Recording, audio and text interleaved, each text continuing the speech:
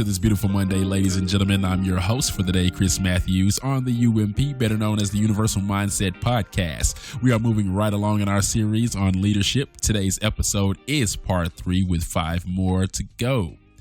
Thank you all for tuning into the podcast, and much appreciation is given to those who have hit that thumbs up, left comments, messages, and those who've subscribed to our channel. This means a lot to us, and we hope to keep growing so that we can keep delivering words of wisdom, encouragement, and advice. As always, I like to mention the ways to contact us whenever you all feel the need to. You can call or text at the direct line of the UMP at 702-425-3319. Again, that number is 702-425-3319. Or send us a message via Facebook on the Universal Mindset Podcast fan page. Any inquiries as far as guest hosting or interviews, please email us at theump2019@gmail.com. Today, I'll talk about how the leaders decide companies' cultures and values, and thus their employees' mentality. Moving right into it. When we imagine a CEO, we often picture someone who seals deals and sends profits through the roof. However, successfully running a company has much to do with creating the culture as it does with managing finances. This is because a company is more than merely the sum of its buildings, investors, and workforce. It also embodies a culture that dictates how employees approach various problems, treat customers, and prioritize its values. And because leaders such as CEOs determine how the company is run, they also craft its culture. We can learn a bit about how this works by looking at the history of Goldman Sachs between the years of 1970 and 1990. The company operated under the motto long-term greedy, showing a willingness to stand by clients even if that meant short-term financial losses. Since the 1990s, however, CEO Lloyd C. Blankfein, and company president Gary D. Kahn shifted the company's focus to short-term profits, even when they came at the client's expense. Company culture does not just affect leadership. It stretches all the way down the hierarchy by setting the standards that employees have to meet in order to get hired and ultimately stay with the company.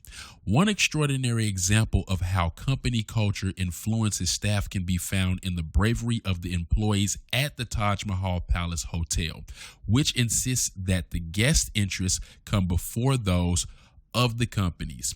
In 2008, the hotel was attacked by terrorists, and a number of the employees who had fled actually returned to help the guests, some even forming human shields to protect fleeing hotel visitors. Of all the people who were lost that day, half of them were the hotel staff. Words truly cannot express the hearts and minds of these people who gave their lives for the people they barely even knew. The way they created a culture is one of the most magnificent ways I've ever seen or heard of to date.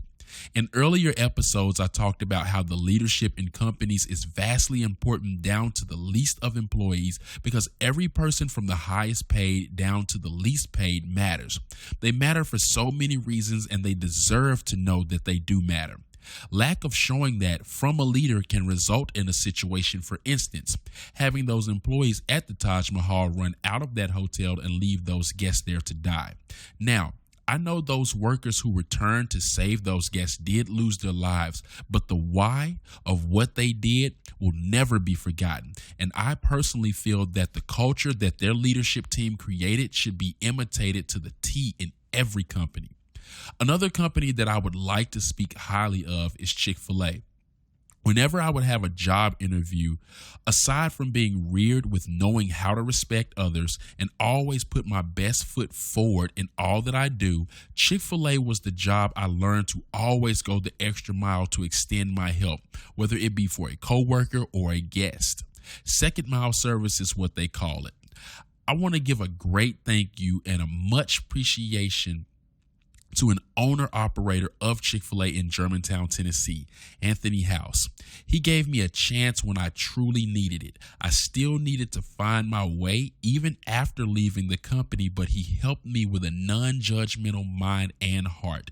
And no matter which Chick-fil-A I've been to across the U.S., all individually owned, they have an awesome leadership which is manifested a phenomenal culture from the owner operator all the way down to the door greeter.